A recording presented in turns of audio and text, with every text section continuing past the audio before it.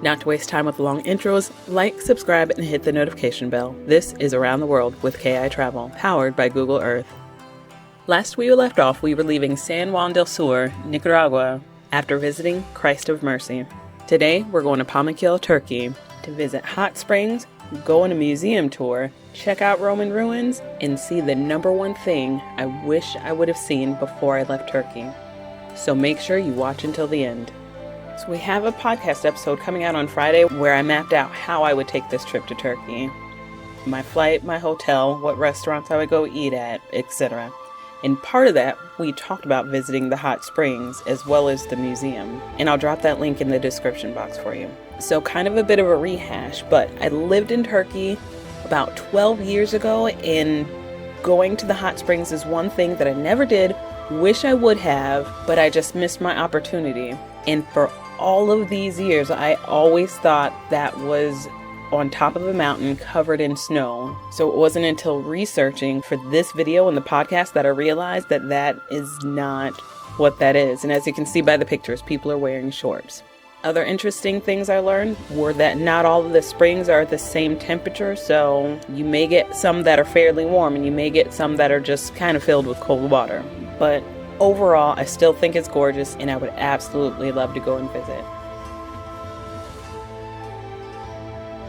Also, the town that the museum's in and right around the hot springs is an old Roman spa town called Hierapolis.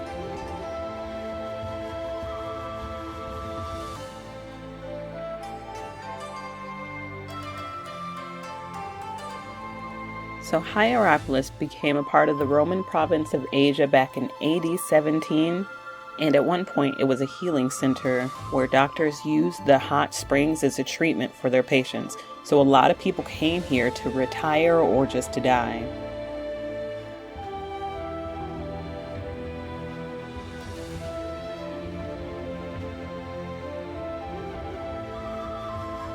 Inside the museum, there are, of course, a lot of ancient artifacts. There are also sarcophagi, as well as these Roman coins that are called Hierapolis. But it's unknown whether they refer to Hera, the wife of Telephus, who was the son of Hercules, or something else.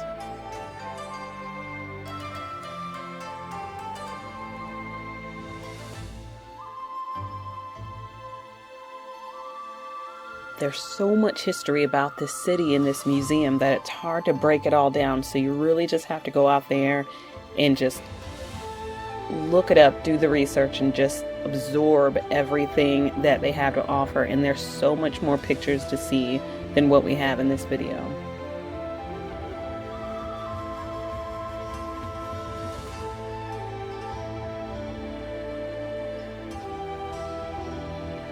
And you know, coming to think of it, while I was in Turkey, I saw a lot of ancient ruins and I played in castles and amphitheaters and all sorts of stuff. And I never really stopped to research it and see whose it was or, you know, the entire history behind it. So that's something I need to go back and do.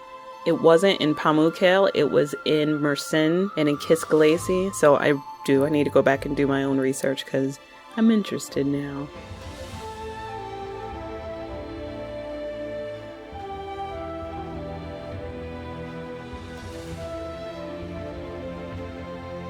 But reading up on this now, I kind of can't wait to finally make a trip back out to Turkey and be able to look at this stuff and hopefully have the kids with us so that we can kind of give them all the history lessons behind it. Not that they'll care, but at least we'll be able to tell them. And regardless of if they listen or not, I think they'd be excited to walk through the ancient ruins and just see something that's been around for so long. And so maybe they would absorb a little just because it's so like, wow, I can't believe I'm here. But either way, I think they would appreciate the experience.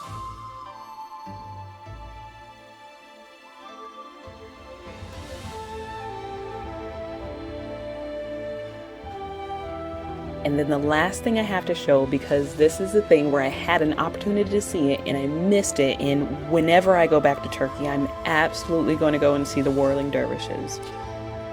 So the whirling dervishes are part of a specific piece of the Muslim religion called Sufi, and they first appeared in the 12th century. The whirling that they do, their right hand goes to the heavens, their left hand points down to the earth. And basically what that means is what God gives you should be shared with others.